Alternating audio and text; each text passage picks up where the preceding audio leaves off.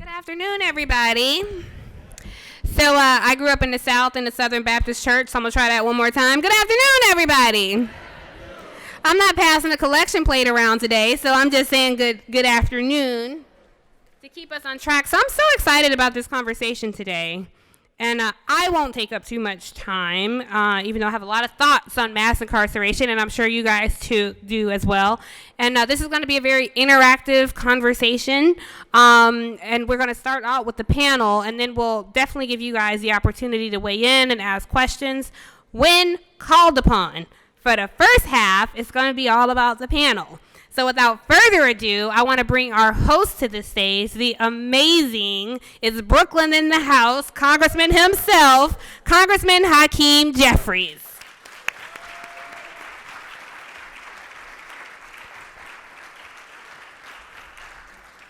All right, next up we have, you all have seen him for many years. Dr. Michael Eric Dyson, please come out here and join us.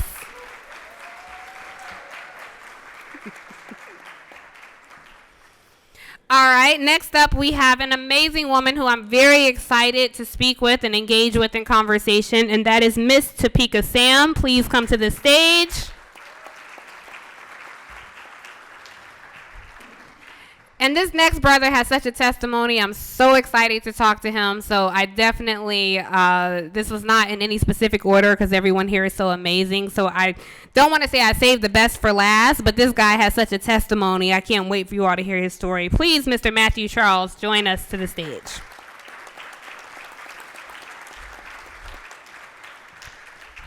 So I'm going to take a seat here and then we'll get started.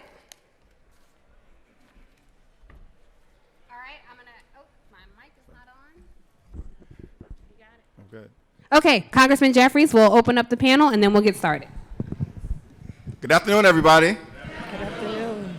Thank you so much for taking the time to come out to this panel. Thank you, Tiffany, for moderating us today and for all that you do to make sure that there's a understanding of the issues of importance to the African American community, both within and without the community, to Topeka, to Matthew, to Dr. Michael Eric Dyson, one of the most prophetic voices in the academy of this generation.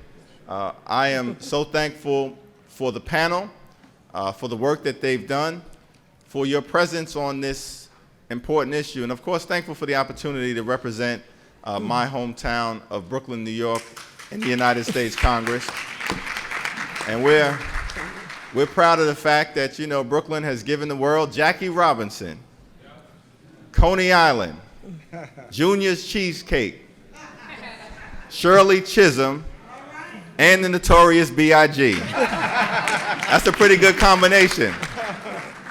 I'm also thankful, of course, to Cedric Richmond, the chair of the foundation, and Karen Bass, the chair of the Congressional Black Caucus, as well as Frederica Wilson and G.K. Butterfield for them co-hosting this wonderful ALC over the next few days. You know, the mass incarceration epidemic, of course, is something that has been with us now for almost 50 years. It was in 1971 when Richard Nixon declared drug abuse public enemy number one. And that's what began the war on drugs, the failed war on drugs. And it was at that time there were less than 350,000 people incarcerated in America.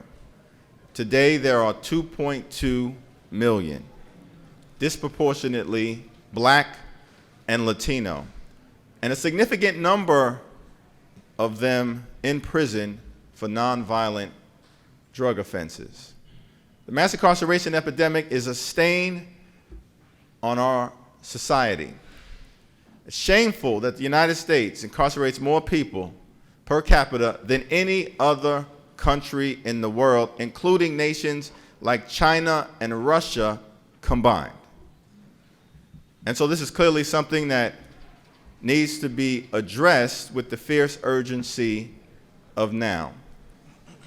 I'm proud that in the last Congress, on a bipartisan basis, we were able to take the first step And there are people on this panel who can talk about the meaningfulness of that effort. But we recognize in taking the first step that a lot more needed to be done. Because with an epidemic that has been so devastating for individuals, families, and communities, you can't wave a single legislative magic wand and make it all disappear. But you have to start somewhere and then proceed with sustained and principled and comprehensive integrity. And that's what we are here to talk about. I'm thankful that I can state without equivocation that the members of the Congressional Black Caucus are dedicated to this issue in the highest order. And I'm thankful at the fact that in 1971, when the Congressional Black Caucus was first constituted, there were 16 strong members. 16 strong members, legends of the institution. And in 2019, because of what they started and the foundation upon which we stand, there is now a record number of black members in the United States Congress, 55 members strong, dedicated to social, racial, and economic justice. And so I'm going to take my seat, look forward to this discussion, and as we say on the Hill, I yield back the balance of my time. Thank you, Congressman. I will say I'm such a fan of this congressman. I know if you all are from Brooklyn, you've seen his Congressman on the Corner series that he does. We try to monitor it as a chance we can. And I definitely try to talk about you as much as I can on air to elevate the important work you're doing in New York. When he first came to Congress, I remember he opened the floor and talked about Biggie Smalls being from Brooklyn. I thought, this guy is a different kind of guy. I love it. So thank you again for that. I'm going to kick off this panel discussion. This is a very timely discussion. There's been a lot of conversation about mass incarceration. So I know among family, we've had these conversations for decades. But I'm very happy to see that the rest of the country has caught up, and now this has become a major talking point within our discussions politically. So I think that's progress in and of itself. And I want to kick off the discussion with Dr. Michael Eric Dyson, who has been a true champion of this work. He has personal relatability, family issues in this space, and has always been very candid about sharing his story and the story of how it impacts his family as well. So, Dr. Dyson, I want to start with you and ask, what do you think, given that this conversation around criminal justice has taken such an important role in the political discourse these days, what do you think is the most pressing issue in criminal justice today? Thank you. Excuse me. Testing. Let me see. Just turn it on. All right. Thank you. Testing. How you doing? I want to thank Congressman Jeffries for his stalwart advocacy for those who are the vulnerable, and to Ms. Cross for keeping us on beat every day of the week, and to this August panel. You know, the fact that we are talking about it, number one, is so extremely important. And then to talk about it, but now to generate enough social sympathy and cultural empathy that people begin to understand these are not throwaway brothers and sisters, but these are members of our community who have been unjustly incarcerated. Now, three, one of the reasons and one of the greatest forces and motivations driving that is that the dominant culture has been impacted by some of the same forces that have undercut and undermined African American and Latinx people in the culture, right? One of the forces driving concerns, especially among upper middle class and well-to-do white brothers and sisters, is that their beloved ones may get caught up in the criminal justice system, not only with similar issues that concern us, but also with so-called white-collar crime. And they began to see the social stigma that is borne by those who attempt to re-enter society. So for me, I think one of the greatest issues, and thank you, Ms. Cross, for reminding me and others, I had to bury my brother who died after being in prison 30 years for something we believe he was innocent of, that he did a crime he did not commit, second-degree murder. But he stayed in that hellhole and then in that prison for 30 years, and I visited him for those many years. And people often understand the impact on the particular individual, him or herself, and that's the heaviest burden borne, but the family's left behind. The collect calls that may be made, the money put in the commissary, going through the guard stations, feeling criminalized yourself, and the demonization of those who have been put in that vulnerable position. So a couple of things. First of all, African American people in particular, Latinx people in particular, historically we have been more conservative on these issues. If you do the crime, do the time, right? Contrary to what others have said about us, we have been law and order, justice people from the very beginning. And yet we have borne the brunt of the inequality, the inequity, and the injustice of a criminal justice system. Number two, now that consciousness has been heightened, not only the First Step Act, we've got to go deeper and more profoundly into the issue of figuring out ways for those who are marked to return home after incarceration, retroactive claims legally that can be applied to people who are in jail and in prison now who deserve to be let out. Here we got people engaging in heinous forms of sexual crime and misadventure, go to prison for 4 months and get out and live their lives, and they're not in our community. And we see the way in which black and brown people, black and brown folk bear the burden of such inequity. So retroactive conditions set upon the criminal justice reform is quite critical. And then thirdly, when we deal with the fact that disproportionate numbers of our people have been incarcerated, we've got to start from the very beginning. You know, there's this old theory by James Wilson about the broken window theory, and that's how they put a lot of us in jail. If you accept somebody breaking a window, soon, in 10 years, 5 years, 4 years, they may end up doing worse crimes, right? So the notion is, at the moment they break the window, don't wait till they break and enter, don't wait till they commit a more heinous crime, arrest them then. You all know that had disproportionate impact upon us. You know, stop, search, and frisk, especially in New York City, where it was eventually outlawed, led us to prison. Oh no, you didn't do the crime we said you did, but you got a roach clip on you. And a roach clip is not a vermin or an insect, as you all know. A roach clip is involving a small amount of marijuana that many of you in your youth consume. Don't act like you don't know what I'm talking about. And so, right? And so this is the 23rd anniversary of the death of Tupac Shakur. Some of you who listen to his music, you know what he was doing. You know what it was. So let's understand. So the point is that when we talk about retroactively freeing some of those people who have been unjustly incarcerated, we have to figure out ways to overcome our moral and religious narrowness and negativity that stigmatizes our own kids, while the white brothers and sisters and many of the conservative brothers and sisters who promote a gospel of zero tolerance get their kids off every day and allow them to exist in a culture that is free of the zero tolerance.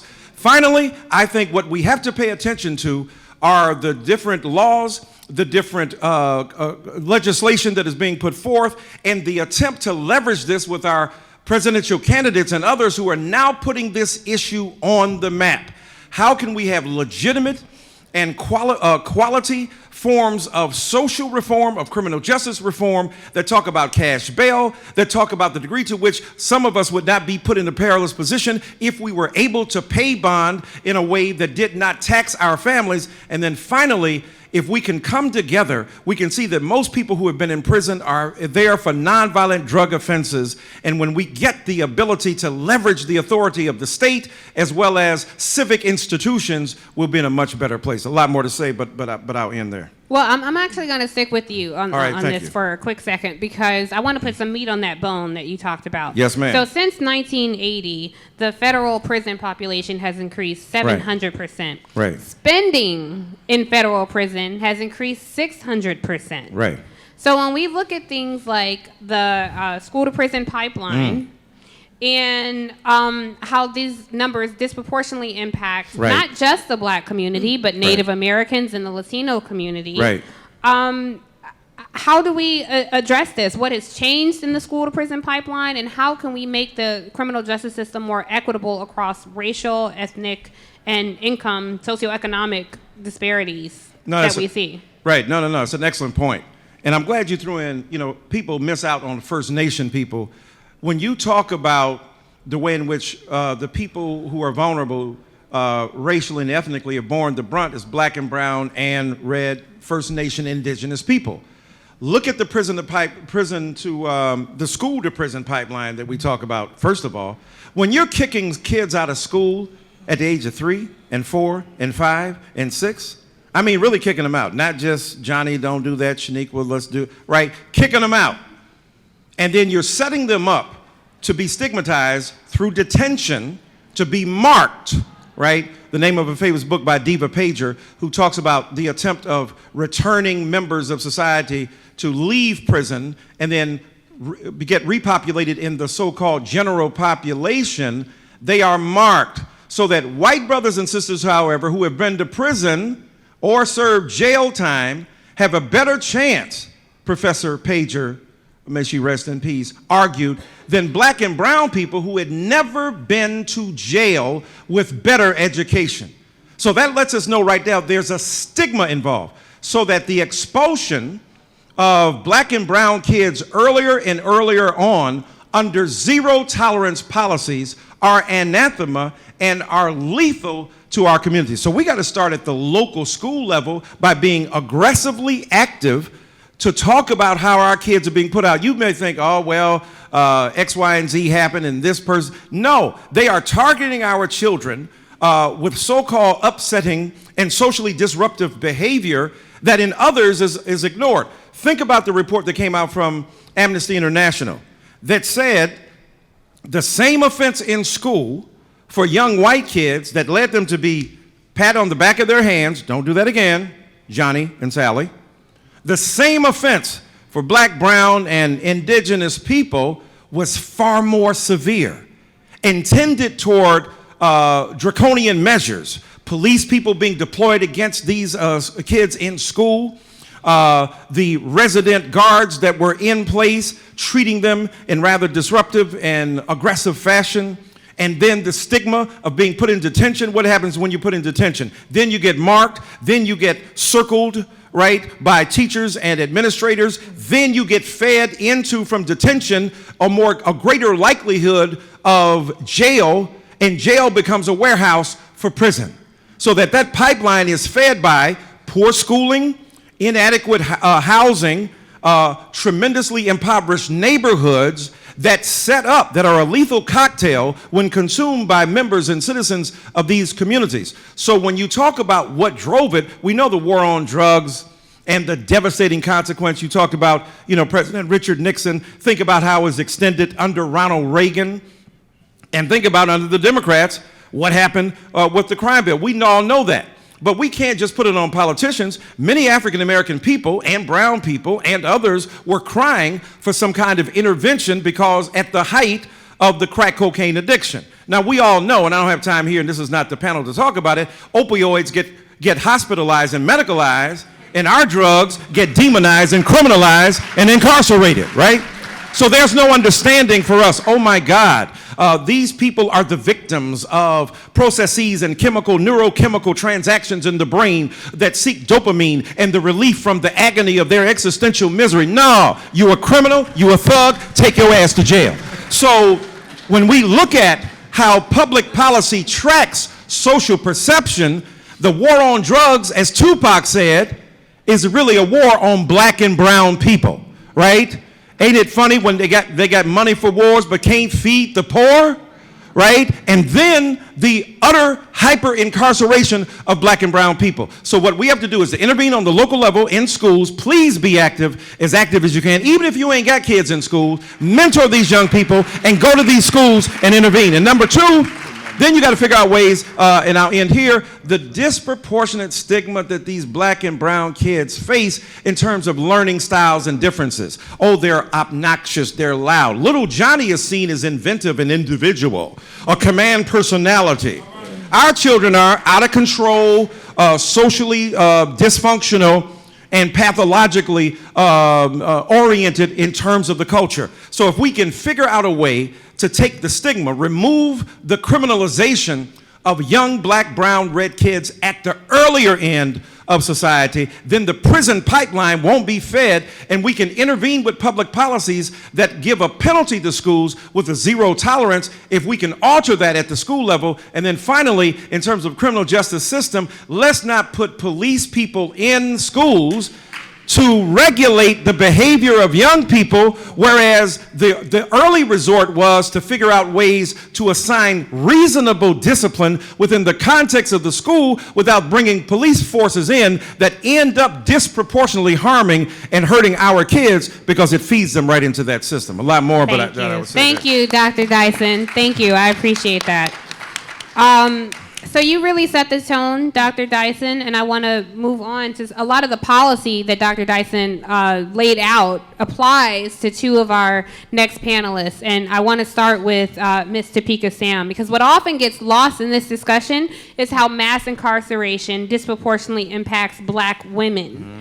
Black women are frequently the breadwinners of the house, the center of the household and the community. And I'm going to tell a little bit of Topeka's story and let her fill in the blanks. But in 2012, while working as an entrepreneur and as a division chairwoman for a transportation agency, Sam was indicted for selling large quantities of cocaine as part of an ongoing federal investigation. Now, while awaiting trial in country jail, she learned firsthand about the disparities in the criminal justice system, particularly as they impact women of color.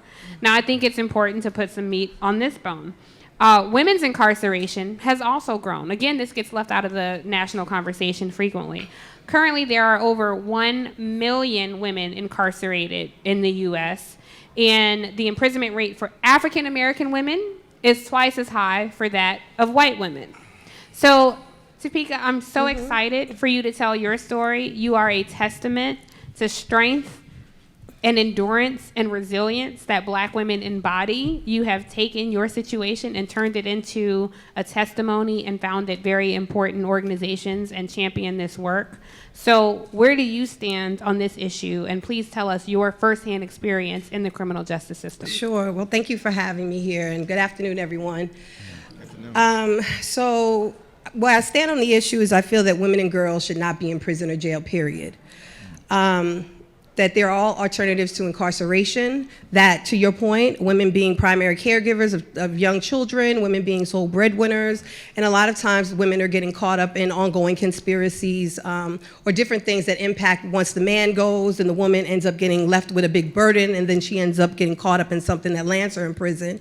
Also, to your point, women are the fastest growing segment going in, but recently I read a report from Sentencing Project that stated that women are also getting sentenced to life imprisonment, double the rate of men. And we don't hear about these things, right? So that, again, comes from years of sexual trauma, violence, and abuse, and women just really not understanding that no is a complete sentence, that we can say no at any given time and shouldn't feel burdened or guilty for that. And so just a little bit about my experience. I'm from New York. I'm born and raised, yeah. You know, I heard Brooklyn, not Brooklyn, but, you know, I have a journey through Brooklyn. My parents owned a Carvel franchise in Brooklyn on Eastern Parkway, Utica Avenue for like 20-something years. Yeah, everybody knows my parents if they know that Carvel, right? And so what they wanted for my brothers and I, because they were raised in the Bronx and Harlem, they wanted us to have a different life. So they decided to move out east, all the way to the tip of Long Island, where they built their house up from the ground. So for me, I was taught at a very young age that I can do anything, and it was irrespective of race. So growing up, we were the only black family in our neighborhood. I was captain of every team, president of every club, even the Spanish club didn't speak Spanish. But as I was overly driven, just told that despite where I was being raised, that I still had to be 100, 200 times better than my friends that I grew up with. Mm-hmm. And so, you know, my parents put us in piano, dance lessons for me, my brothers, violin, percussion, and cello, wanted us to be a whole little orchestra. That didn't happen. And I decided I wanted to go to an HBCU for obvious reasons. I had Yes. I wanted to be around other people that looked like me. I was tired of living in that way, and I wanted to learn more about who I was. Despite what my parents tried to do, bringing us to Harlem School of the Arts on the weekend, it was one day a week, and it wasn't enough. So I chose to go to Morgan State University in Baltimore. Yes, big up Morgan, love Morgan. And when I got there, this was a whole nother culture shock for me, right? So I go from being the only black face in the school of white people to now being amongst my beautiful sisters and brothers. But my swag was a little different. And so because of that, it was like, you talk like you're white. Or, you're pretty to be dark skinned. And I didn't know, I knew I was black, but I didn't know that there was a thing at that time. And I was young, and I would have to call home and ask these questions because I really had no idea. And then I found myself leaving school, going off campus, getting engaged in different behaviors, like a lot of times many people do who come from a sheltered life and then go away to school and then find themselves not having to practice piano for an hour because your father tells you that you can actually do what you want. And so I found myself in this cycle, going to school, dating certain kinds of guys, eventually thought that I could sell drugs, and found myself, after owning 2 businesses, being division chairperson for Amtrak for New York and DC, caught up in a federal sting drug operation and arrested in a county jail in Virginia. And when I was there, I thought I was going to get a bail because it was nonviolent. It was a sting operation. There were no drugs found because there were no drugs. It was a ghost case. I was brought into an ongoing indictment. And I get to the court, and the judge is like, you're a drug queen-pin and a threat to society, and you get no bail. And at that point, I started to really understand what was happening. And I kind of say, I liken to say that I became woke in that county jail, really understanding the difference of things that had gone on, specifically against women and women of color, to your point. And so when I was there, I started talking to the women to ask them why they used drugs, because I didn't have a substance misuse issue. No one in my family that I knew of did at that time. And women would tell me stories one woman told me she was being raped by her dad, and he gave her heroin and told her to take it and the pain will go away. And another young woman told me that the only time she was able to spend time with her mother is when they smoked crack together. And I learned in that people didn't necessarily have a choice. That a lot of times the people that were closest to them and who were supposed to protect them were the ones that caused a lot of harm. And the fact that a lot of times in our communities that we don't talk about harm that is brought to us, we're told to pray.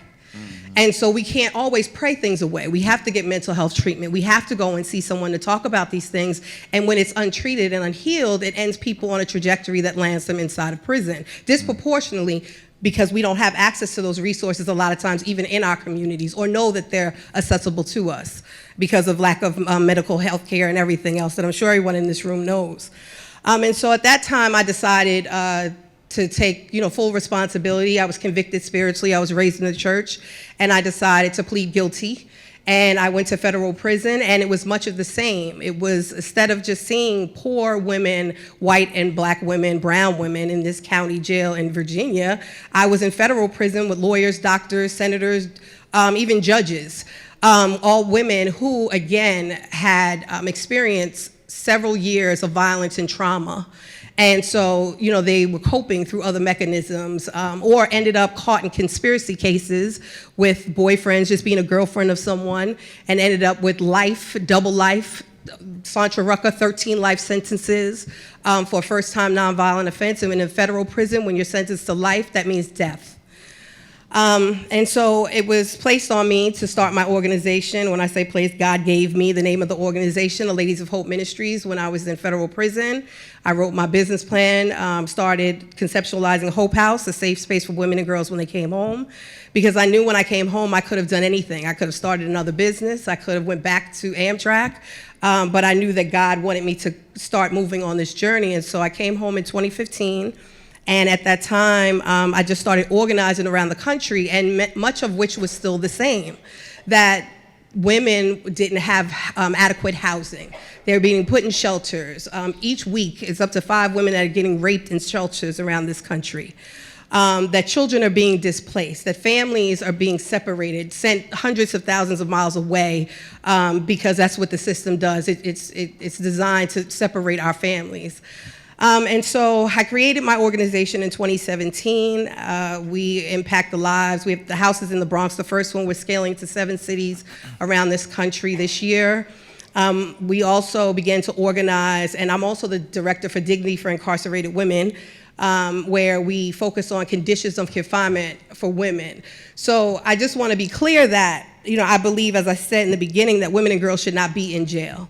But I also understand that while they wait and while we have laws and things that we want to put in place to decarcerate, we have to make sure the conditions of confinement are more humane for people, that women are getting access to proper hygiene products, that we are not shackling women during child labor, that we're making sure that families are reunified and children are brought closer, that we're not looking at how do we begin to say, have a nursery inside of a prison because you feel a woman is safe enough to raise her baby in a jail instead of sending her home where she should be raising her baby outside of out of the prison. Or, for example, medical health care. I just lost a dear friend of mine who I was incarcerated with to breast cancer. And when we were inside, she complained about the lumps and complained about the things that she went through and got the adequate health care that she needed, she would have been alive today. And so we have all of these issues that we face, and though I speak all over the place on mainstream television, with the campaign, we have a coalition of impacted women, whether they've been incarcerated themselves, have a loved one who's been incarcerated, that women are still being left out of the national conversation. And so it's very important that we understand that, our mothers, our sisters, our daughters, our aunts, they're all locked up. And even the sisters who are impacted, so just by a show of hands, how many people are impacted by incarceration in this room? Okay, so I'm going to say one thing, because you talked about, Dr. Dyson, about the stigma, right? So there's the statistics show that there are 70 million people in this country that have a criminal conviction, and 1 in 3 adults have had a family member who's been incarcerated. So even by the show of hands in this room, everyone is not raising their hand. So the stigma still exists. And part of the reason why we speak and we relive our trauma every day doing this work is so that we start to change the face and voices of what incarceration looks like, so that people are more comfortable in sharing their experiences, so that we understand that it's not just a them problem, that it is an us problem, and specifically in our community, so we can make that change. That's a testimony. Can I say one thing? I'm going to get right. We want to just introduce the rest of the panel, if we can, Dr. Dyson. I just want to ask, I'm sorry, I'm old school. I see women standing and men sitting. I just was hoping that maybe some of the men could stand up while to let the ladies sit down. And offer the ladies a seat. Could y'all do that? Per These Dr. tremendous Dyson. gentlemen. Look at all these Kappas getting up, offering these ladies a seat. Thank you, gentlemen. All right, I'm going to keep it moving as you all find your seats, and thank you again, gentlemen, for offering your seats to the ladies coming in. It's standing room only, which is great because it shows how this is a timely conversation. Mr. Charles, our next panelist. So Mr. Charles was one of the first prisoners released under the First Step Act, which of course we know was championed by Congressman Hakeem Jeffries. So that alone certainly deserves an applause. Now, you have a very unique testimony, and I'm very excited to hear your story and talk to you about it. So, Mr. Charles was incarcerated in Kentucky. He was sentenced to 35 years in prison for selling crack cocaine in 1996. He was labeled a career prisoner because of prior convictions involving drugs and weapons and other things, and he was released. He moved to Nashville, got a job as a driver, volunteered at a food pantry, reconnected with family, had even started dating. Imagine at that point having your freedom for 2 years and being resentenced and imprisoned again because he was ordered back to prison after a judge ruled that his sentence was unfair. So, Mr. Charles, if you could please offer your testimony to us here today on what that moment felt like to you and how you eventually found your freedom for the second time. Okay, thank you. Before then, I'd like to say thank you to Congressman Jeffries. Well, I was able to... Okay, thank you. Again, I'd like to say thank you to Congressman Jeffries, as well as Congressional Black Caucus for having me here. I'm truly humbled and honored to be here and speak on criminal justice reform and mass incarceration. As you stated, in 1995, I was arrested on drug and firearm offenses. I was given a 35-year sentence for those offenses. At that time, I didn't really understand the war on drugs. All I knew was that I was dealing drugs. I didn't know the sentence that was going to be handed down for my actions. But I found out in December of 1996 when the judge stated 35 years. But prior to me going inside of prison, I had changed. I had accepted Christ as my Lord and Savior, so that it caused me to be a different person. But I still had committed the former offenses. So while I went into prison, I just did everything to better myself. And as I continued to do things to better myself, I was able to help others to better themselves. I was able to be a GED tutor for 8 years, helped over 200 people receive their GEDs. I was able, thank you.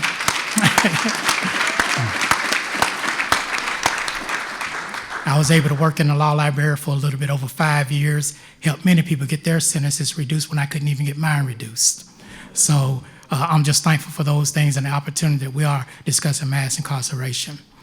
As she has stated, the laws changed in 2010 that made the drug types change between crack and powder cocaine. It removed the racial disparity between the two drug types. So I filed a petition, then the public defenders got assigned to my case and took over and presented it to the judge. Well, the judge pulled up my sentencing hearing from 1996, and he decided that I wasn't sentenced as a career offender because actually the government, which I hope we'll be able to speak about a little bit later, got 2 bites at the same apple. And what I mean by that is, since I was able to get a larger sentence in 1996 than what I would have gotten with career offender, they opted to use the drugs. But when the laws changed, they reverted back to, oh, you was a career offender. And therefore, that was the reason that the Court of Appeals, even in their opinion, which was amazing, stated my amazingly rehabilitative post-rehabilitation in their order and asked me to file for a petition of clemency or pardon because they felt that I still should be free, although they ordered me to return back to prison those additional 10 years.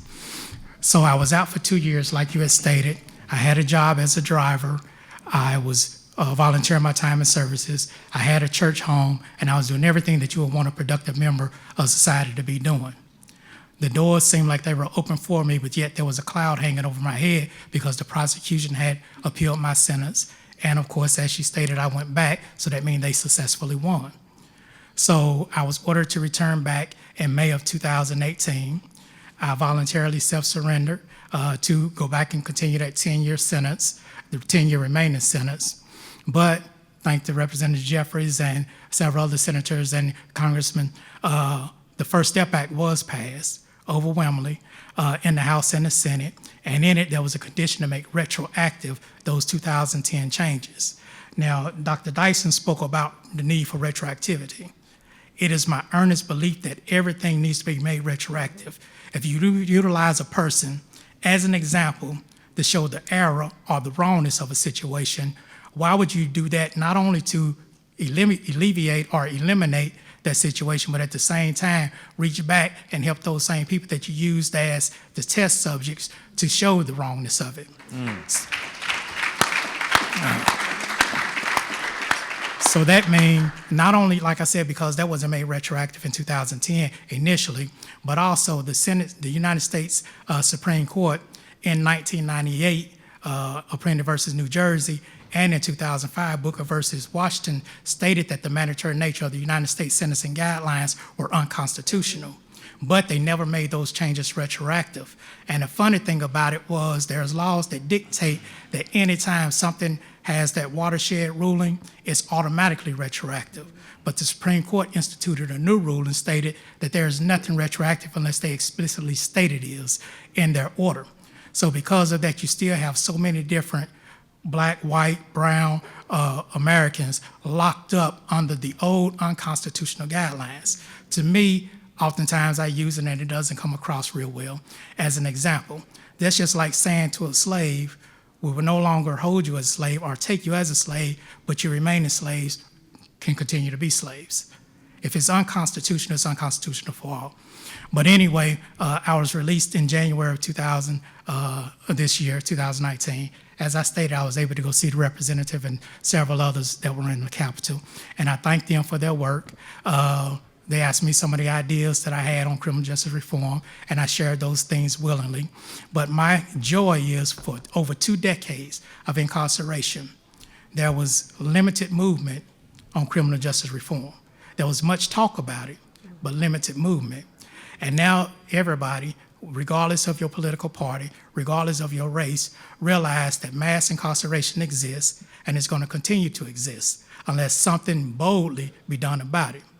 And one of the things that I think needs to be done is those people that have life sentences, 30 years or better, on nonviolent offenses need to have their sentences, not conviction. They already been convicted. The prosecution don't have to cry an alarm like they do to hold their sentence intact instead of their conviction intact. If you got the conviction of somebody and this person has already been incarcerated over 20 or 25 or 30 years, why are you still fighting to keep them incarcerated? Like Dr. Dyson stated, my condolences to your brother dying behind bars, especially as an innocent man. I knew many people who were incarcerated that have also passed away, and I can't say that they were innocent, but I can say that they were over-sentenced. And because of that, they died in prison. And so therefore, I'm glad that we're talking about doing something in regards to criminal justice reform and ending mass incarceration. But it's like a Coca-Cola bottle. Those that are my age or those that, well, they still got some Coca-Cola bottles around. You know that a Coca-Cola bottle is a thick bottle with a thick bottom to it. Well, mass incarceration, unless there's an outlet or a release valve for those that are already in with those ridiculous sentences to get some type of sentence review and be released, all you do is just pushing everybody in the bottleneck that you bringing into prison today. So that's the reason you got so many different people warehoused right now in prison with these ridiculous, oppressive, over-punitive sentences. So therefore, I'm glad to be able to speak about criminal justice reform. I was directly impacted, as I stated. I did a total of 22 years for a nonviolent offense. Yes, I was guilty. No, it didn't take me 22 years to wake up. It didn't take me that long. I would say, as I stated to you, before I actually was even sentenced, after I was arrested, I was woke up. But it was 22 years later that I was finally free to be able to have the platform to speak on criminal justice reform. But there are so many other voiceless Americans, black, white, brown, that are locked up with these overly excessive sentences. And I believe that we need to eliminate not only mandatory minimum sentences, but the minimums and maximums that exist today, because they was built on that lock them up and throw away the key theory that still caused them to push those minimums and maximums to heights that should be a mandatory minimum or maximum, because they stand for the same thing, and as opposed to lowering them and saying, okay, we were wrong. We realized that over-incarcerating Americans didn't reduce the crime rate. It didn't stop recidivism. It didn't even cause you to go in and be rehabilitated. What it made you do is go in there mad, upset, and come out and do the same thing because you feel that society doesn't care. But it's not that society doesn't care, it's that the system itself didn't care. All right, thank you.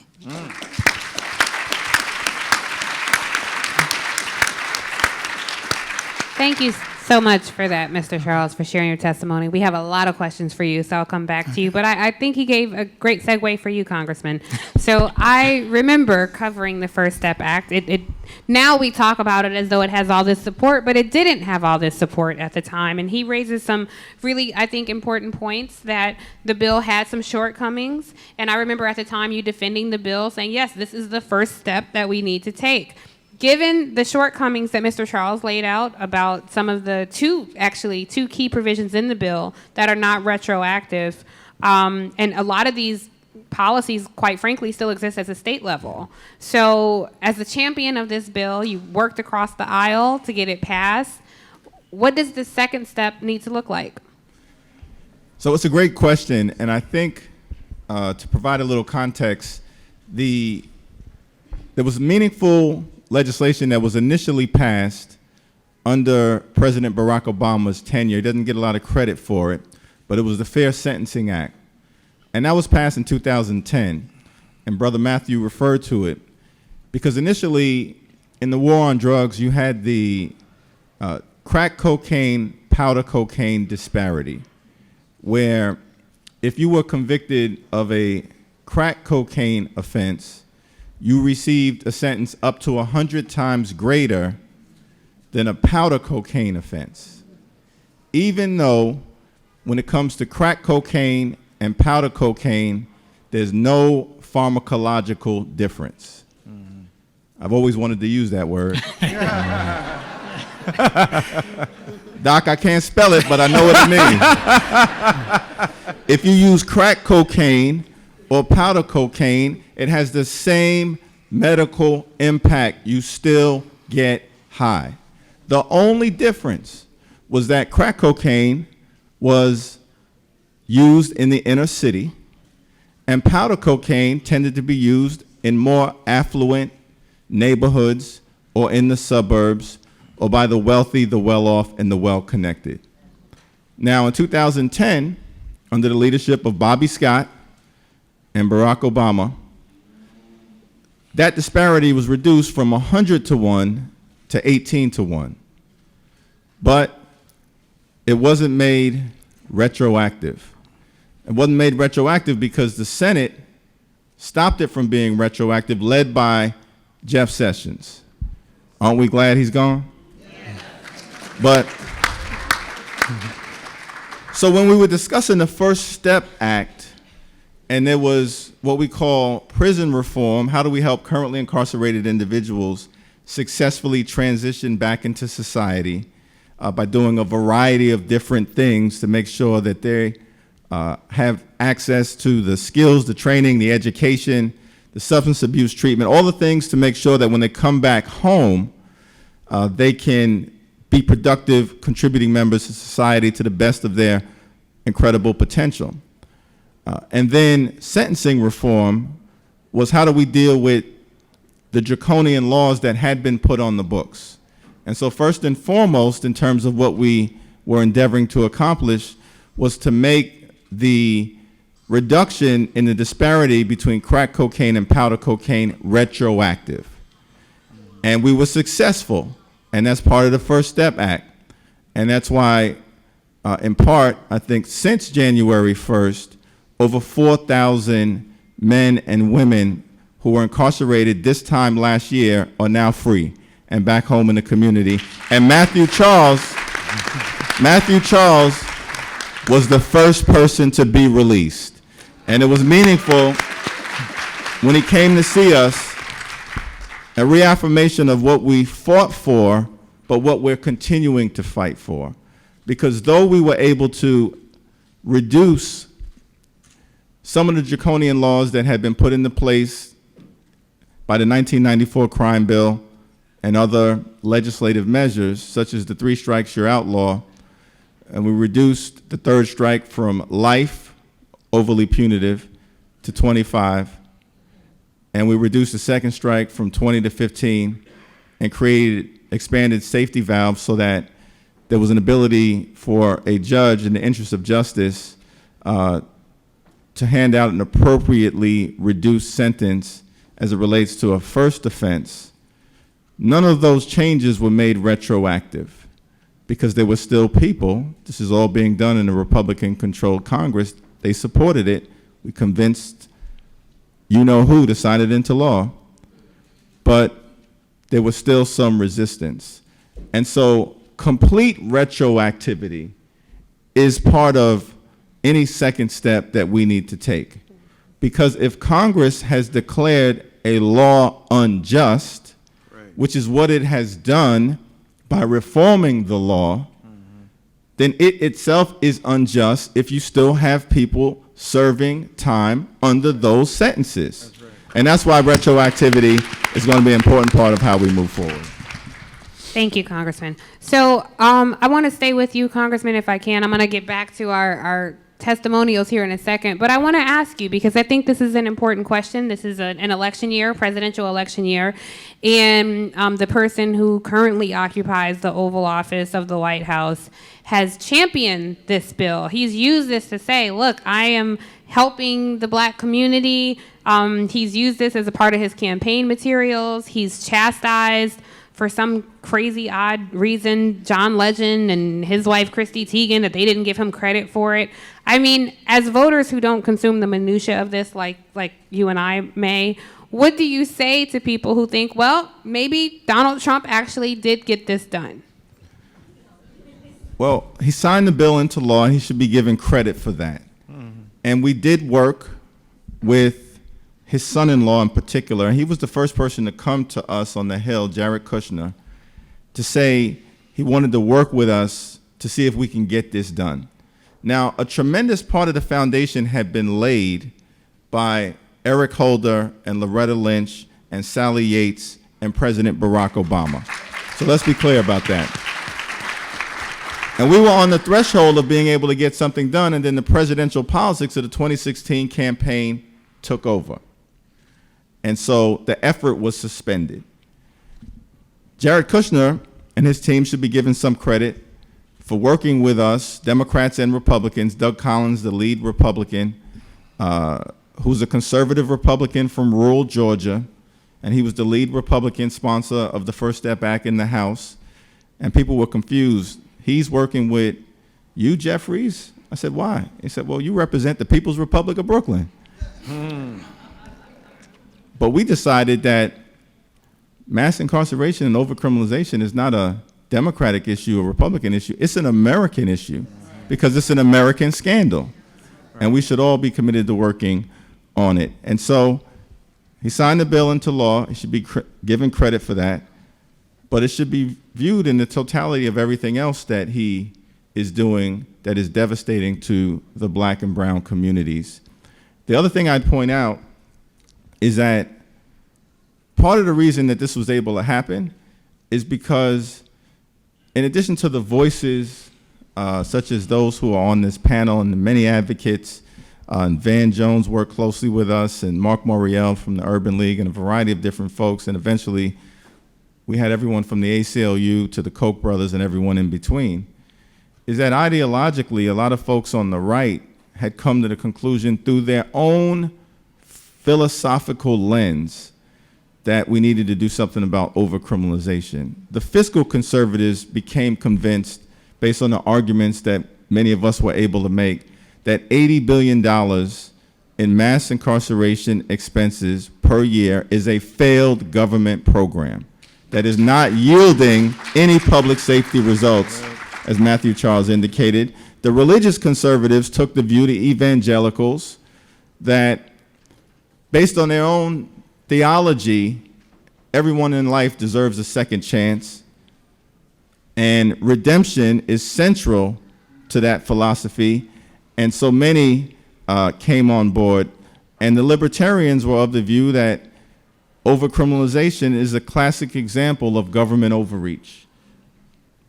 And we would make the argument, if you claim that overtaxation or overregulation is an overreach, that there's no area where the government can do more damage than when they can take away your life or liberty in the criminal justice system. And so I say all that to say there were a lot of partners on the left and on the right, and the advocates and those who were impacted, important voices, who laid the foundation for this to be able to happen. And just to add a little perspective, so yes, Donald Trump signed the law, or signed the bill into law, but just so you all remember, his DOJ is still actively rolling back Obama-era policies like community policing reform and still creating a pipeline to prison. So I just don't want to give too much credit where it may not be due. With respect, Congressman. Just FYI. I want to go back to you, Dr. Dyson. Given that perspective that I just offer, what is missing from today's discussion where we talk about racism and criminal justice reform? Well, the temperature of the society determines how much heat you turn up on particular social policies, right? The usual way we say that is the bully pulpit is incredibly important. And, you know, give President Jeffries, Congressman, all right. Oh yeah, that's coming. But give Congressman Jeffries credit, because you know it's odious for him to work with figures who he knows actively is engaged in a white supremacist agenda to undercut the free bodies of black and brown and other peoples in this country, and quiet as it's kept, undermining poor white folk as well, that at the same time you extract what possible concession is available in an incremental fashion, because you got to do something rather than nothing. All right, that's number one, and that's critical. And something rather than nothing leads to this gentleman sitting on this panel today. So to him, that's a huge benefit. And the more people we can get out is a huge benefit, right? And a lot of us are Christians. You know, when the Supreme Court rendered its judgment during the bus boycott in in the late 50s, mid 50s, somebody said, God Almighty has spoken from Washington, D.C. Because black folk put God wherever we think God's supposed to deliver us, even if it don't look real or if it don't look usual, right? So if you use Kim Kardashian as a means, and I'm a reserved judgment and comment, God bless her. God bless the Kardashian ladies. And if God uses, for our purposes, right, to bring a higher threshold of awareness, that's great. But having said that, as Ms. Cross said, the bottom line is we know what we're dealing with here. We know that this is a measure of convenience for some of these political figures because some of their families got caught in white-collar crime and then got stigmatized, and now they're out and they can't move around as easily as they want. That's one thing. But number two, the disproportionate impact it has on us means that we have got to be far more aggressive about demanding some of these changes. And one of the ways we do that is to be actively involved in the voting process. We know that there's voter suppression.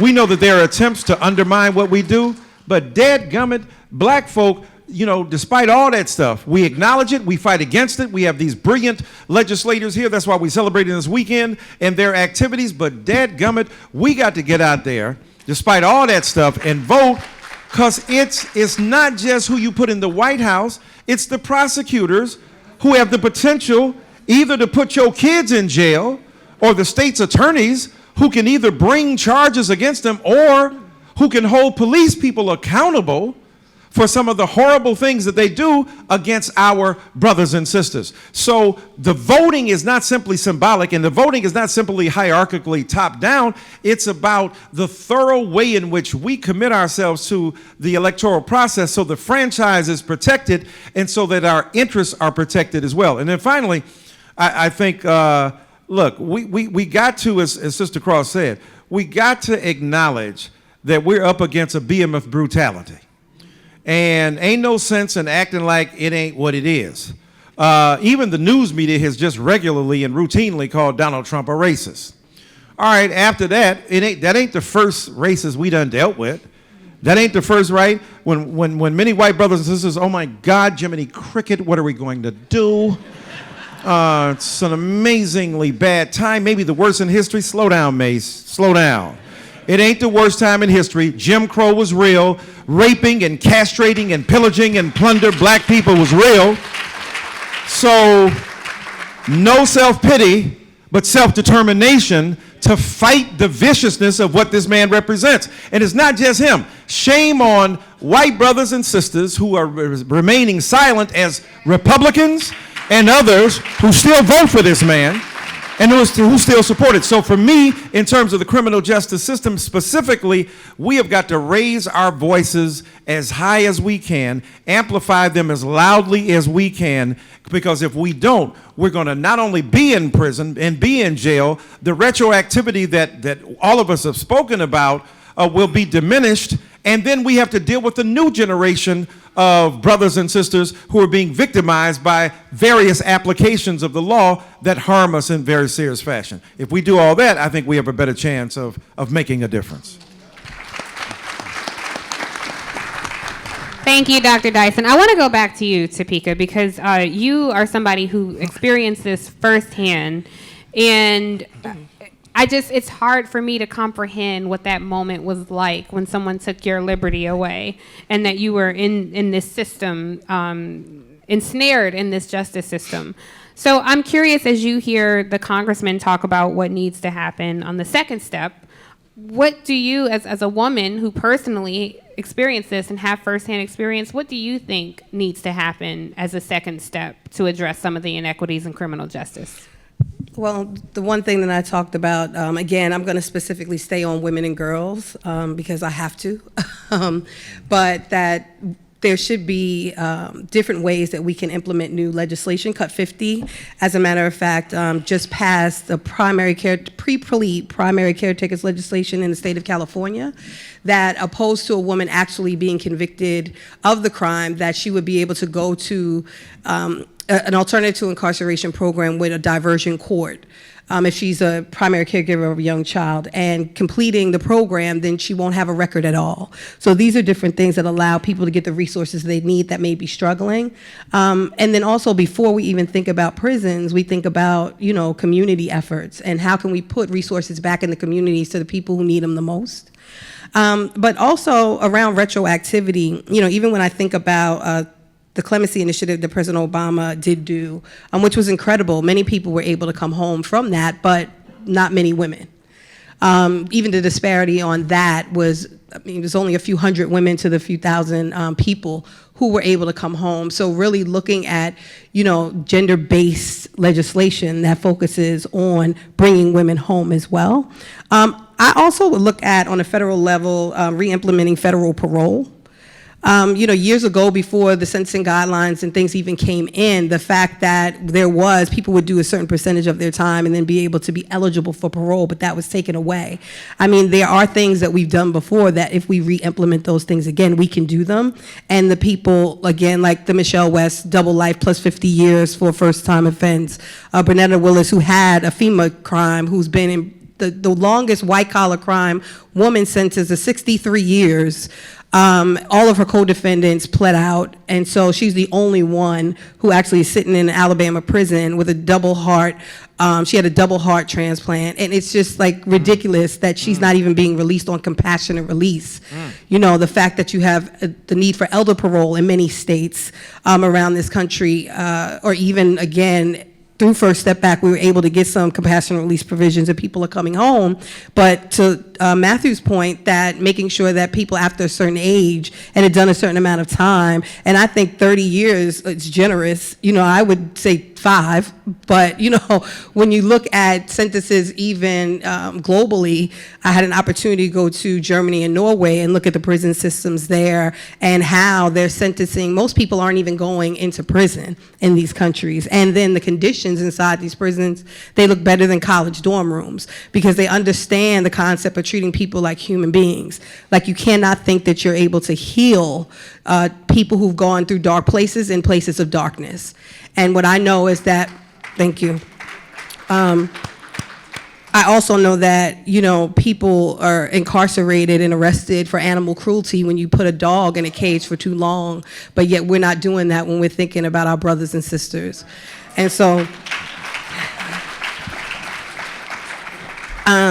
we just really have to do better as a people, and I think as people of color, where again we have all said disproportionately impacts us, the more that we speak up and understand that this is our issue, and many have compared it to the civil rights issue of our time, that we really need to begin to get above this. And voting, people with criminal records can vote too. When I came out of prison, I voted in the first election, and I think the problem is that we don't know what our voting rights are, and a lot of times we're thought about as if that we can't or shouldn't vote, so we're not even looked at as a constituency. And so what we are doing in New York, in the Bronx with AOC actually, is we are organizing in different districts in the city, making sure that we're registering people to vote with criminal convictions, making sure that they get their rights back if the law states in that state. But then also that if you can't vote for whatever the reasons are, that you're bringing the family member who's registered who can vote for you. And so for me, I had 3 people in my home, both my parents and one of my brothers, who could vote. And I was told originally when I came home that I couldn't. So in the first election, it was a local election, I had them vote. And I told them who to vote for because this is the way I would have voted. But then when I found out that the federal supervision gave me misinformation when, as a person on a federal supervision, I could vote, and typically that is what's happening around this country. We're just being misinformed because we understand what that power is. And so as a community, whether it's through forums like this, it's through churches, it's through schools, it's through community groups, it's through sorority and fraternities, that you're taking it upon yourself to inform all of the community. And that's also those who are disproportionately impacted by this issue. Just a quick note, there is a woman right now in the state of Texas who was sentenced to 5 years in jail because she voted while she was on probation, did not know she was doing anything wrong, and she was convicted to 5 years. So just something to keep in mind. Black woman. A black woman. Right. Just something to keep in mind. She's serving 5 years in jail while, somebody in the Oval Office remains free. But going to you, Mr. Charles, I'm still just so fascinated by your story, and given your personal experience with being incarcerated, what do you think is missing from the discussion? It's a two-part question. One, what do you think is missing from the discussion? And two, I'm curious, do you feel like, I know you personally did things to help rehabilitate other prisoners. On a macro scale, do you feel like we're rehabilitating people in prison? And what happens when you're released from prison? How easy is it for these returning citizens to re-enter society and lead productive lives? And if it's not easy, then what should we be doing, or should Congress be focused on to make it easier? Okay, that was a handful of questions. I would say the discussion that we're having today, I don't see that we're missing anything. A lot of the things that we're stating, even though I bring to the table some new ideas on how to end mass incarceration, but a lot of these things have been already spoken. They just not have been acted on. We got several organizations all working together to see that criminal justice reform get done. That's the great thing about it, that we're networking and that we're actually letting people know that these situations take place. One thing that Dr. Dyson also spoke about, we got to make sure not only is the public aware of it, but the public be outraged that these things are happening and be moved to action so they can change what is happening. Because change comes about after awareness of a fact. We also know that when I was able to go and speak with the different legislators, senators, and congressmen over at the Capitol shortly after I got released, some of them were naive about this is what was taking place. And when I say naive, they knew that these laws existed and that people were being incarcerated. They just didn't know at the rate or the amount of time that they were receiving. And oftentimes the public is naive also. So it begins with public awareness, letting the public know that these things are taking place.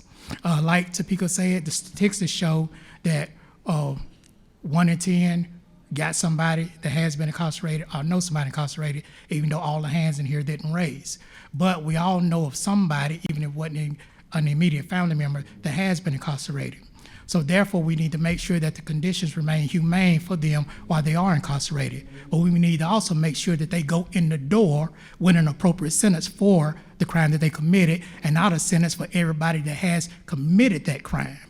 That's what you get whenever you get mandatory minimum sentences. You get a classification of everybody that committed that crime instead of the individualization of that one person, whether he had a minor role or a major role.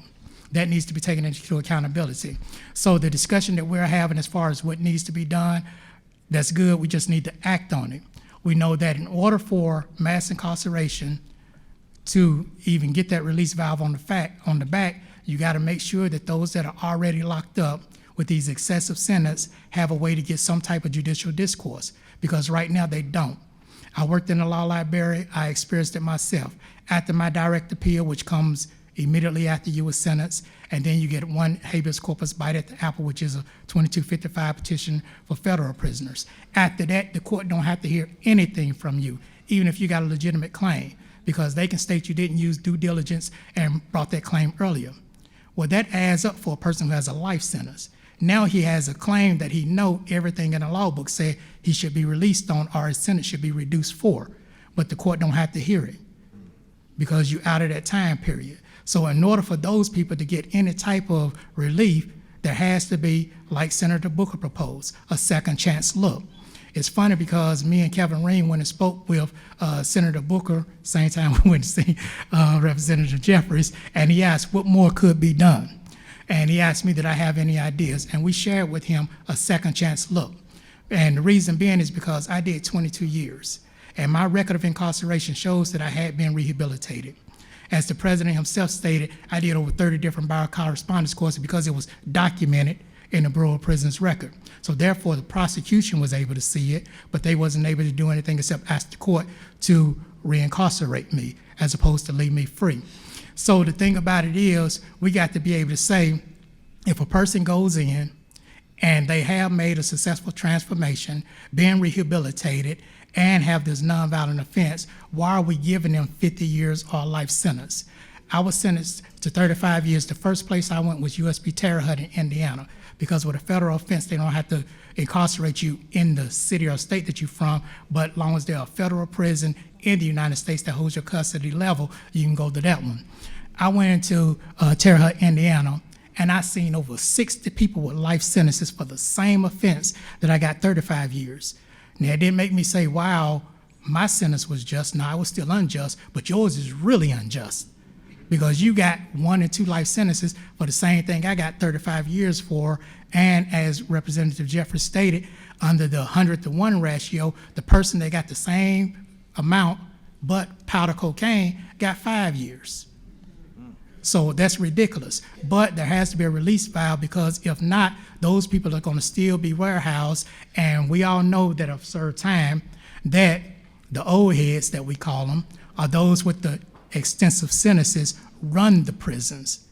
In other words, the behavior and the condition of the prison and how the guards go about doing their tasks is dependent upon how those people with those extensive sentences allow that prison to be ran. Because if you come in there with a small sentence and they have this large sentence and you ask them to be rehabilitated, they looking at you like crazy, because they don't have an opportunity for a second chance. Nobody's opened the door to give them a second chance. So as I initially started off speaking about, whenever I went to spoke with Senator Booker, he said, what could be proposed? And we explained that there has to be something similar to a second chance look.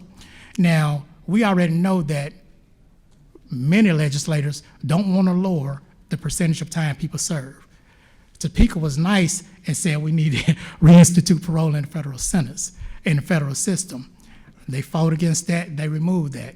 But there's another way that we can also do it, by lowering the percentage of time that has to be served on a federal offense from 85% to 65%. And in doing so, you're still making a person do, say for instance, the average sentence when I went in, because I went in under the war on drugs, was 30 years to life. So that meant the average sentence was 30 years. If a person had 65% of their sentence, then you're telling that person that you still got to bring over 15 years on that sentence for a nonviolent offense. Nobody in this room, hopefully, thinks that 15 years for a nonviolent drug offense is sufficient for that person to have to serve. But still, that person has to serve 85% of that, meaning way greater than 65%. But also, with the logic in that is, it allowed those that are stuck in the bottle. Remember I spoke about a Coke bottle earlier? It allowed those that are being pushed into the neck of the bottle, meaning those that are being incarcerated at a daily rate today, and those that have been in for 10, 20, and 30 years, to be able to be some of the first people released out of the bottle, because they're closer to their 65%. Some of them done did 65% and then some. So there's many things that can be done to end mass incarceration, but we're just gonna have to continue to make people aware of it and be moved to act. If we just continue to discuss it, like I said, some of the things that I speak about, some of the things that you hear, you've already heard it, they're not new, they're just unused. Thank you for that. Thank you. So I know a lot of people in the audience may have questions. I think there's a microphone circulating. So yes, she has a microphone. If you find your way to the microphone, I will say, I'm going to ask one more question before we go to the audience, but let me just tell the audience we have a limited time for this panel. And I grew up Southern Baptist, so I recognize a sermon when I hear one, and I will have to cut you off if you come give a testimony. We just need questions quickly so the panelists can ask them. And as you all make your way to the microphone, I'm going to ask one last question to Congressman Jeffries. So a lot of people just look at criminal justice reform, but there's actually a lot happening. I constantly have to tell people that the tri-caucuses are doing a lot in the periphery around criminal justice system. Your colleague from New York, Congresswoman Grace Meng, has been very outspoken on getting feminine hygiene products for women in prison. Cory Booker and some other people in the House have been very active on marijuana justice or marijuana legalization legislation. So if you're able, what are some other things that the House is doing to advance this conversation around criminal justice reform?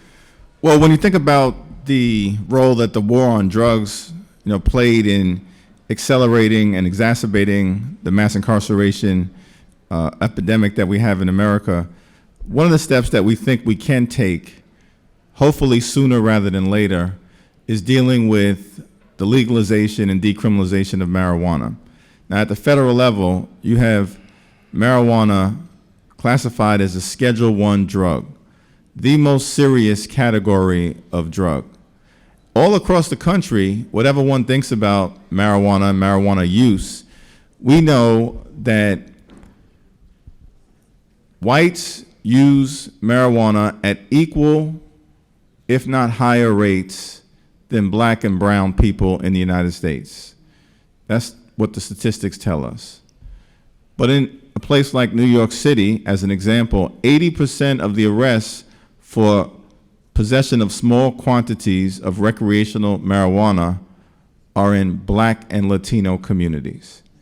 And so the question is, marijuana is either socially acceptable behavior or it should be subject to criminal prosecution, but it can't be socially acceptable behavior in one neighborhood and subject to massive criminal prosecution in another neighborhood, and the dividing line is race. Because y'all know, in certain communities, in Brooklyn or Harlem or the South Bronx, there are marijuana drug arrests that take place, but on the college campuses at NYU and Columbia or other parts of the city, where more affluent individuals are using marijuana at equal, if not higher rates, it's socially acceptable. So our view is, as different states have begun to take steps toward decriminalization and in some instances legalization, that we need to decriminalize marijuana at the federal level and then allow the states to be able to take the approaches that they want to take as it relates to dealing with what has been a narcotic that has helped fuel the war on drugs. Thank you. Thank you for that. So I'm sure there's a lot of questions for our panelists. So we will start with this gentleman over here. Hi, good afternoon. Thank you all very much for coming out to do this. So there are many programs in our country that are promulgated or supported by special interests. So when I think about the justice system and justice reform, I clearly understand that there are a lot of special interests, to include the private prison industry, that doesn't support necessarily justice reform. What are we doing in our community to make sure that we're not accepting contributions from those institutions or those agents, those private organizations or special interest groups to counter the efforts that we're trying to make in justice reform? Anyone on the panel who wants to take that, take that. I hope y'all don't expect me to take it. Well, I'll respond. One, here's an example of where who's in office does matter. In, I think, the final year of the Obama administration, Loretta Lynch was clear that we're going to end private prisons at the federal level, because it should not exist. And one of the first things that the new Attorney General, Jeff Sessions, did was to rescind that directive and reinstate the policy at the federal level of relying on federal privately run prisons. The problem there is that if you have a privately run prison, the incentive is not to rehabilitate. The incentive is to maintain the incarceration for as long as possible and to fuel the input into the system. And so, speaking for myself, and I think almost every member of the Congressional Black Caucus and almost every member of the House Democratic Caucus, the private prison industry is a non-starter. And when we have the capacity at the House, the Senate, and the presidential level, you can expect that that will certainly be something that will be ended. Thank you. All right, the woman here in the back. Hi, my name is Bria. I'm a student at GW, and I am a member of the Black Youth Project 100 DC chapter. Dr. Dyson, I really want you to rock with me for a little bit because I'm interested in your positionality on prison abolition, and I want to know what you think about using the Black radical imagination to seize and subvert power away from the state and back into community-based solutions. Hot dang. Wow. That's brilliant. How come you didn't come over to Georgetown and study with me? You over at GW. You could have taught me some stuff. Look, I understand and embrace any attempt to challenge the legitimacy of prisons and incarceral institutions as the warehouse of black and brown and red and yellow and even poor white flesh. And on the other hand, as you said, the black radical imagination, a beautifully sublime term, although it's complicated and nuanced and complex, right? But to figure out a way not simply to buy into the logic of what is, but as you said, subvert, undercut, undermine, challenge the legitimacy and logic of that state. I probably wouldn't go as far as you, because I know there are a lot of abolished police, and I live in the hood.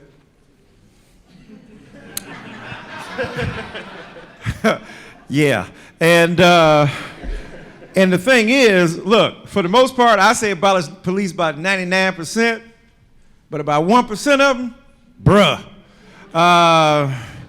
The thing is, though, I think what you're pointing to, which is brilliant and which is necessary, is that we have become so accustomed to thinking reflexively about incarceration in the carceral state that to abolish it seems to be a legitimate impulse in light of the fact that so many of us are so unfairly and unjustly put into these situations. And we know it ain't fair. Right, we know, God rest his soul, but Jeffrey Epstein, right, killed himself, committed suicide, but he was outside for a long time for shit people knew he was doing. I mean, things that people knew he was doing, and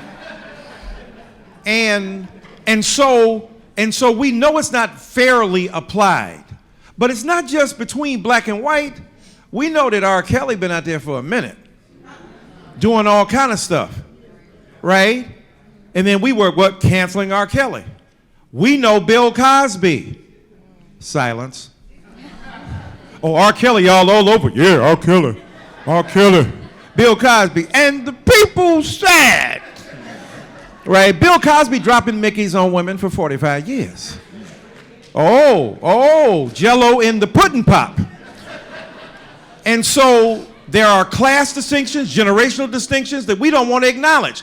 Some people we want to go to jail. Some people we know messing up. We still got excuses for them not to go to jail. So my point is that I think that you're absolutely right.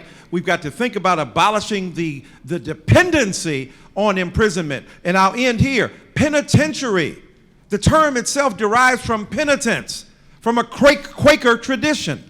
We done long since given up the Quaker conception of warehousing people in prison and in jail for them to consider their plight and predicament. Because now we got the justification of damn near social evil by right-wing evangelicals, whether they're black, white, or other colors, who are trying to lend legitimacy to this process using God to co-sign the bigotry against those who are vulnerable. So I hope I weaseled out of answering your question to the degree I did. All right, do we have another question? All right, we'll take this gentleman right in the front.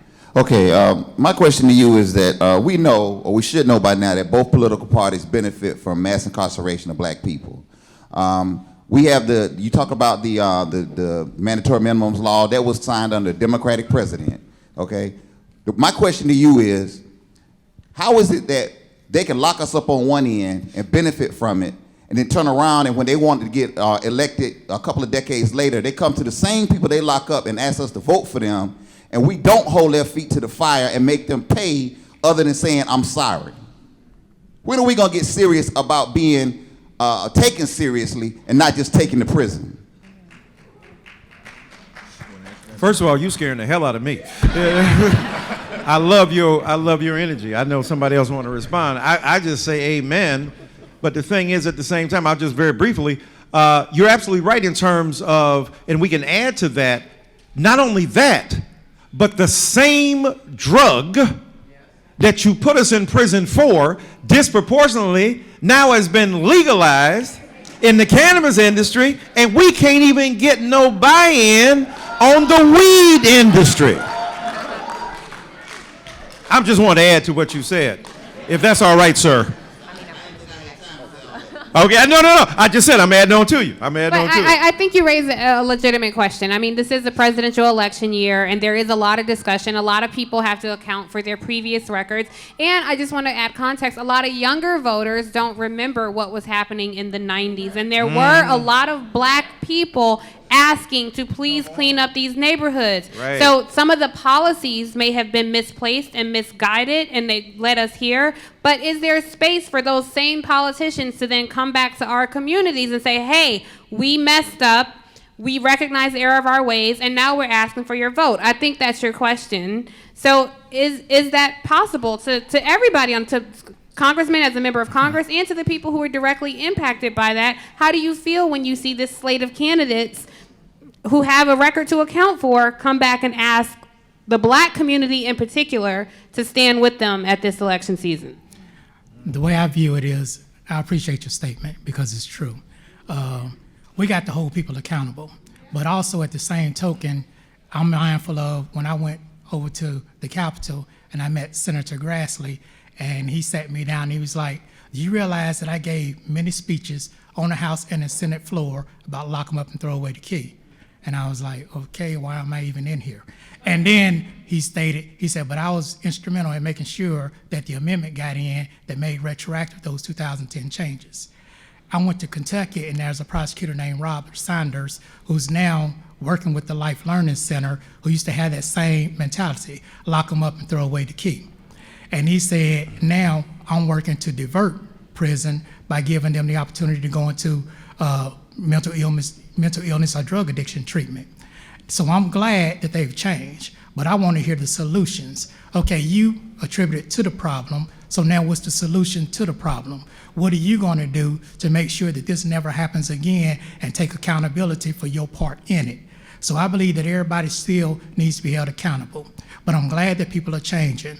One thing Lester Holt stated when we was in Sing Sing prison, up there doing that event, he stated many years ago, criminal justice reform, they were scared to talk about it.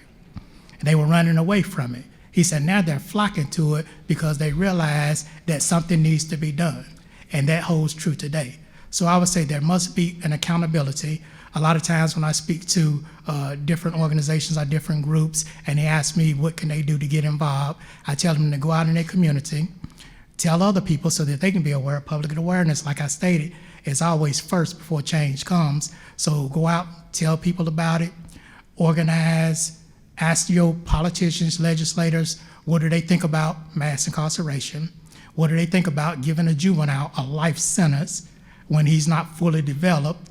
And then when you tell him you don't even want to change his sentence from life to 50, and he done been in 30 years, he went in at 16, he's 46 now, and you still want him to die in prison. He was a baby when he went in, he's a man now at 46, but he's an incarcerated man that you don't even want to see free to give that second chance. So I would just ask them, what do you feel about those issues, and see what solutions they offer. If they dance around it, I will leave that man and go tell everybody else, don't vote for that dude right there. So that's the thing, that you got to ask them what are their thoughts on it. and see, do they have any solutions? If they don't have any solutions and they attribute it to the problem, I'm sorry, but they still the problem. Can I just very briefly, that's brilliantly stated. I'll just add this. This is my suspicion and skepticism about cancel culture. You know, people make mistakes. Ms. Cross raised a very serious issue that few of us are willing to be honest about. There were poor black people in neighborhoods who were saying this drug epidemic is out of control, right? I argue with my brother every day. He slung crack and sold marijuana, and I cursed him out every day in the name of Jesus. But the thing is that there were black and brown people who were saying this is a scourge to our community and we got to lock these folk up. So let's not pretend it was just some white politicians dropped down from Mars and then enacted policies. Bill Clinton had the support of a lot of black people. Now, right or wrong, I'm just saying, let's not pretend. Now, very few prophetic voices. It kills me when people get prophetic after the fact, right? Like when people say, you know, you're caught up in a cisgender heteronormative. I said, that's true, but damn, you didn't know that term 3 years ago. So all of us are evolving and developing. Now I know what cishet means, and I want to be engaged with that, right? We should always hold ourselves accountable and evolve. But let's not act like, right, and I see let me say this at the risk of offending some. When I see, say, for instance, Joe Biden. Now, Joe Biden can speak for himself. I ain't here to speak for Joe Biden. I'm not his representative. But what's interesting to me is that, can you imagine Joe Biden thinking, when I was in the Obama White House, I was often the blackest dude in the room. Oh, right? I was policy-wise supporting more policies that were traditionally identified by black people as something conducive to us than a black president who, because he felt hamstrung or disinclined or was a conservative middle-of-the-road Democrat who didn't see what Biden was talking about. Can you imagine him up on stage now going, they clowning me like I'm some antiquated, antediluvian old cracker who doesn't understand the plight and predicament of black people when I stood online and defended them in the trenches where it makes a difference. Now, can you imagine at 40, 50 years ago? Yeah, the stuff he said about busing, he ain't the only white person that said that. He's not the only white person that stood up and said, damn, I don't want my kid sitting next to. Yes, so let's indict him for the racist ideology it was. Thank you, Lord. Cut out the lights. Let's indict him for the racist ideology that might represent, but understand the complexity and nuance and the evolution of the times, and that since that time, he served for 8 years with another black man and took the heat to do what he had to do. So let's have a more nuanced and complicated perspective about that, and let's not rule ourselves out. Oh, we're going to prove to him. I'm going to show you. I ain't going to vote for no politician who didn't do what I do. Then we got Donald Trump as the result of that, as opposed to our understanding the nuance and complicated interaction with these politicians. All right, thank you. Guys, I know there are a lot of questions. Unfortunately, we were supposed to be done at 3:30. We are now way over because this was such an insightful conversation, but our panelists will be around a little longer. Before you leave, I just want to really quickly thank Universal Music Group, who made this panel possible, as well as those lovely gentlemen of Kappa Alpha Psi Fraternity Incorporated, who also helped sponsor the panel. And a special shout out to the Grand Pole Mark, who's here with us, Mr. Shelton. You can wave your hand so we can acknowledge you. And Cut 50, who helped make this panel possible. And just a very quick personal privilege, please tune in to All In with Chris Hayes tonight. I'll be on. I'm going to try to talk about this panel as much as I can. And with that, I'm going to turn it over to our amazing host, Congressman Hakeem Jeffries, President Hakeem Jeffries, as Michael Eric Dyson calls him. Well, I just want to thank Tiffany and Topeka and Matthew and Dr. Dyson for participating in this panel. Let's give them a round of applause. Didn't they do a tremendous job? And the last point that I want to make, one, I want to acknowledge the presence of my good friend, Assemblywoman Latrice Walker from Brownsville, Brooklyn, New York, in the House. And if you just hold for a minute, because this is an important point, I want to wrap this whole panel up in terms of where do we go from here. And this ties into the question that the brother asked, which was a very important one. And it was Democrats and Republicans who helped to give us this mass incarceration epidemic that we're in. And on the Democratic side, you had the entire spectrum. There were prophetic voices like Maxine Waters and Bobby Scott who said no to the crime bill. But you had the ideological perspective of so-called centrists like Joe Biden voted for the crime bill. Bernie Sanders, as far to the left that you can get, voted for the crime bill. And so, as Dr. Dyson said, let's have a holistic analysis of the situation, which I think means don't cast blame on specific individuals. The system is to blame. Now, here's the biggest problem with the crime bill as I see it. We were able to engineer the First Step Act in a way that allowed for thousands of people to get out, come back to their communities, and do a variety of different things that we haven't had the opportunity to talk about today. But that still just impacted people at the federal level. Folks at the federal level who constitute a fraction, about 10%, of the mass incarceration population in America. And some have said to us in Congress, well, you can't do anything about what's happening at the states. Yes, we can. And we have an obligation to, and here's why. Mass incarceration starts 1971 is usually the demarcation point, 350,000 people incarcerated. In 1994, there were 900,000 people incarcerated, still too many, but short of the 2.2 million. And so how do we go from there, which was basically the end of the crack cocaine epidemic, to where we are now? If what the 94 crime bill was just a federal act, it was because $9 billion in prison construction money was included in the 1994 crime bill for the states. And then Congress said to the states, if you want this money, you need to change your laws, have mandatory minimums, truth in sentencing, 3 strikes, you're out, all the draconian things that have fueled mass incarceration. So my argument to my colleagues as to the ultimate next step is, since we contributed to the problem, accelerated mass incarceration, not just at the federal level, we have a moral obligation to reverse engineer the damage that we did. That is ultimately the next step. And thank you, everyone. And you know what? Felicity Huffman just got 14 days. She didn't even get the 1 month that they asked her to get. 14 days. 14 days. Thank you all for coming. And let me also just acknowledge State Senator Kevin Parker and Public Advocate Jamani Williams, who are also here today. Thank you, everyone.